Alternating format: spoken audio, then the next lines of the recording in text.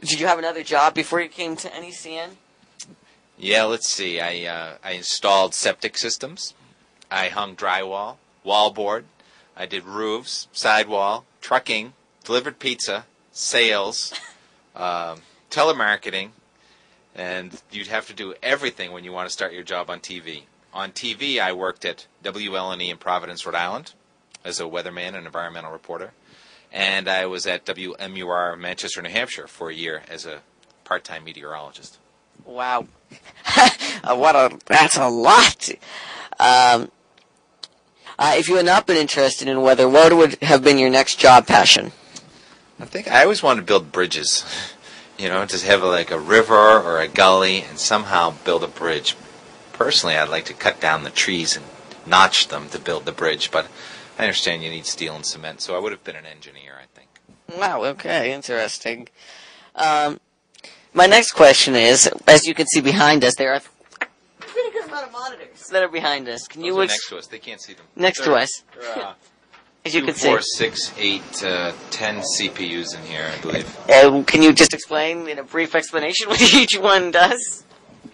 No, not in a brief explanation. Then we have information gathering, 2 workstations. We have got a newsroom computer, 2 newsroom computers. The computers that are in here. Yeah. I'm sorry, I see. Some are connected to the newsroom, others are connected to the National Weather Service. We've got the internet on many of them. Some are dedicated to radars, others are dedicated to graphic arts, preparing the maps for TV. And everything is very computer intense these days. Yeah, that's what it seems to be with everything, with all this new technology. Is this like a certain program that you use to get this stuff, like a certain computer program?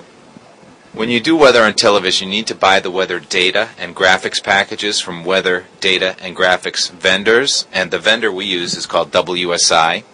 They're right here in Massachusetts, and they produce weather graphics that integrate the data. When I say data, I mean radar and satellite and temperature and wind and forecasts. Okay. So, is there cables that run from the computers here so you can get them up, when you're doing the weather? How does it get from here to the green screen in the studio? Magic. Just magic through the air? Cables. I don't understand all the cables. Cables that just connect through to the cameras? Yeah. Yeah, okay.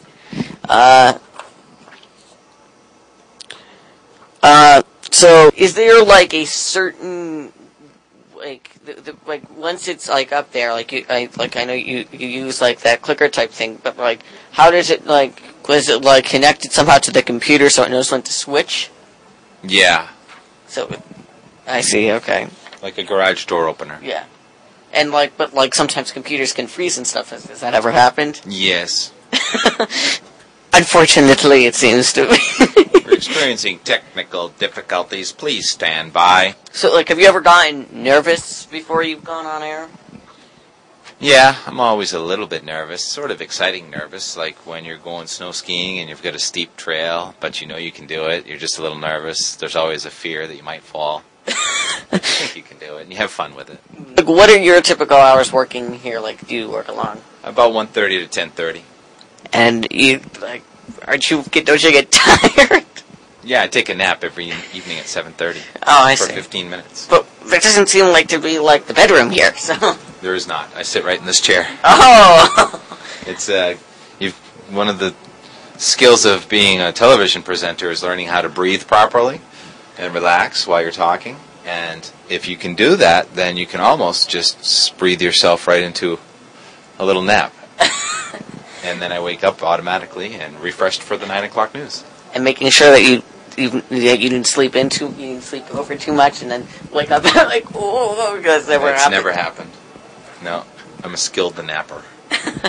You know when to wake up, your eyes open up at a certain time. When Anthony Everett says, "That's it for our Chronicle tonight," that's when I wake up. Oh, so you have that set up, you have that set as an alarm? Chronicle's an excellent show to nap by. Don't tell them. Does it prepare for, let's say, like, for one forecast, like let's give an example, like the 5 o'clock news. No, I was prepared for that one set of forecasts. Well, the first thing I did when I got out of bed this morning was start checking the weather. And then when I had my lunch, I checked the weather. And then before I did the 5, I was checking the weather. It's a 24-hour process. A meteorologist is always looking, always upgrading, and the 5 o'clock forecast is not done until 5 o'clock every day. So do you dream about the weather? Yeah, I dream about the weather, snow skiing. When you forecast snow and you wake up and it's bare ground, that's a nightmare. And then today there was a little bit of snow, thank goodness, because I had forecast snow last night, and we had an inch.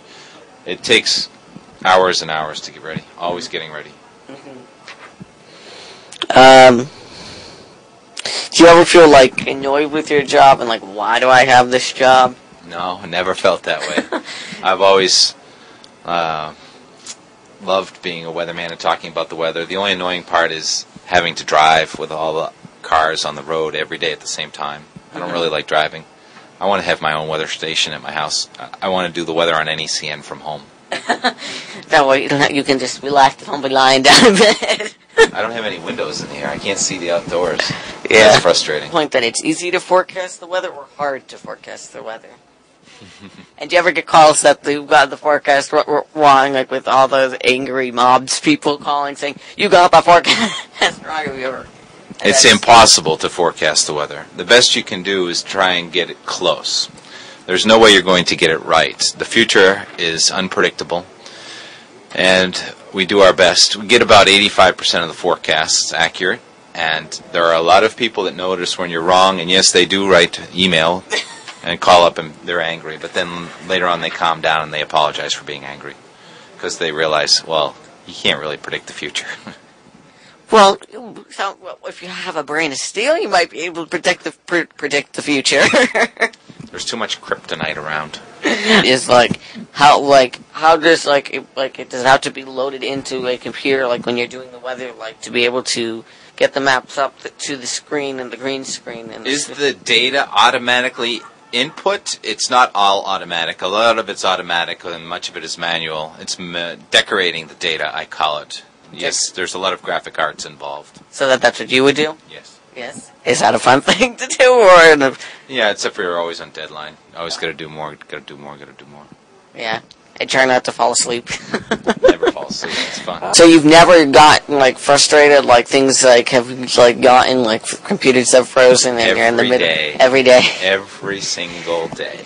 Yeah. There are frustrations everywhere you go. Equipment runs out of batteries, becomes unplugged, becomes jammed, becomes broken. And when you have 10 computers, there's always one that's broken.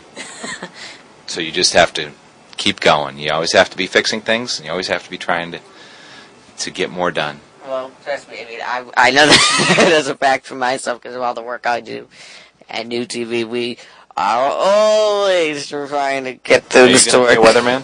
I'm hoping someday. You're going to be a TV producer, too? Maybe. I don't know. That's what you're doing right now? Well, yes. Thanks for coming to visit. Thanks. And, that's, I hate to end, Tim, but we're unfortunately out of time for today. I want to thank my guest, Tim Kelley, for taking the time to show us around the Weather Center here. And I want to thank Jane Ives for organizing the appointment for me and giving me transportation, and Melinda Gordon for doing the camera operating for me behind the scenes. And lastly, I want to thank you for watching. Thanks for watching our special edition of Weather and Its Surroundings, and look for our TV program on all of your forecasting needs. Thanks for watching, and we hope you tune again soon. Thanks for watching. I'm Brian Ives.